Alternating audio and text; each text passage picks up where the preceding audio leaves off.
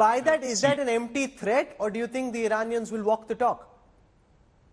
Well, they're already doing it. Okay, this is the thing we have to, I think, get our heads around. They are already attacking Israel from Lebanon, and we've had Israeli casualties.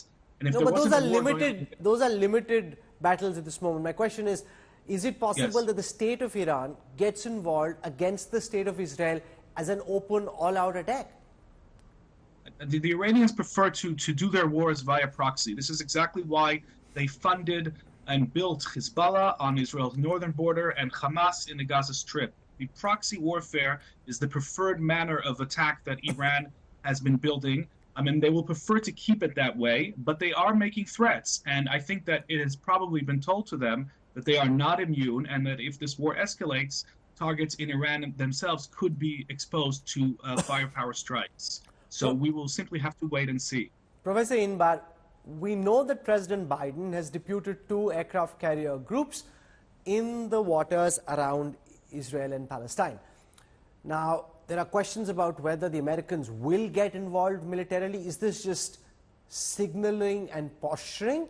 Are the Americans actually likely to deploy their troops and their weapon systems? And the question of whether Israel will want America to get involved militarily. To have their backing is one thing, to actually want for American troops on the ground. What's your reading on that? Obviously, Israel doesn't want American troops to fight for it. This has been the Israeli line from its very inception, and this is why it is popular in the United States. It is basically the Churchillian line: give us the means and we'll do the job. I'm not sure that the American presence in the Eastern Mediterranean nowadays will have a deterring effect on Iran. We shouldn't forget that Iran, at this time, is attacking vessels, Navy vessels of the United States in the Indian Ocean. And they are trying to attack Americans in Iraq, in other places. So I must say that the calculation, the strategic calculation of Iran is not entirely clear to me. It depends.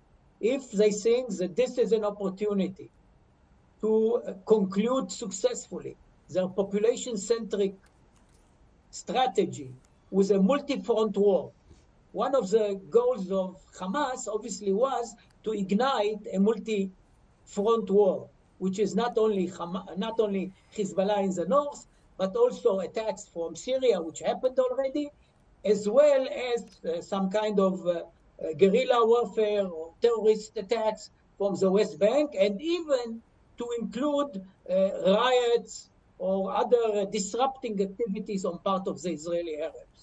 If in Tehran they believe, if their perception is that this is a ripe moment for doing it, I believe they will activate Hezbollah to the best of their capabilities. If they don't see this an opportunity, they may not want to spare Hezbollah, which is basically their most effective deterrent against Israel at this stage. It remains to be seen. What's your reading of the strategic calculation in Iran? Will they want to activate the Hezbollah in an all-out offense against the Israelis like the Hamas went all out, or do you think they want to hold this asset back for some other time? I think they would like to do it. I'm not sure their evaluation is that this is the right moment. This is exactly the dilemma in Iran. Colonel Collins, 2 American aircraft strike groups in the waters around Israel.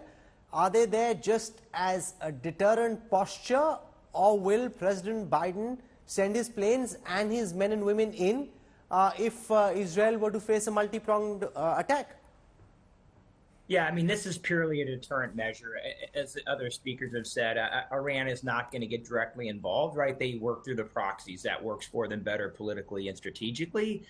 And Israel doesn't need or want U.S. assistance, right? They're one of the most powerful militaries in the world. For them, it would show weakness if they need, right, any kind of air support or something like that. So at least for the current fight in Gaza, or if it goes into Lebanon, they're capable of doing that themselves. They don't want the assistance. It's really just a deterrent from Iran, I guess, getting involved directly. I mean, it's already, pretty, involvement through support to Hamas or Hezbollah, but it's really a deterrent from more involvement.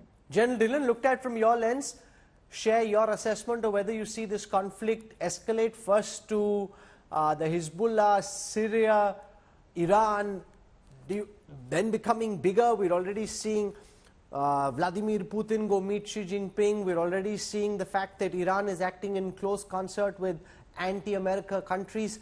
Do you see this becoming a much bigger nightmare? Do you think it will remain localized and regional?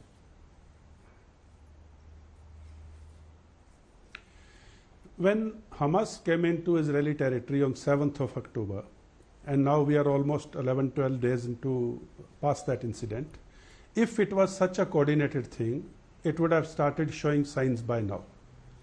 Since no signs of this coordination or synergy between all the forces or all the countries which you named have emerged so far, so it's safe to assume, and as a military commander, I will never speculate, I will always go by the military battle indications.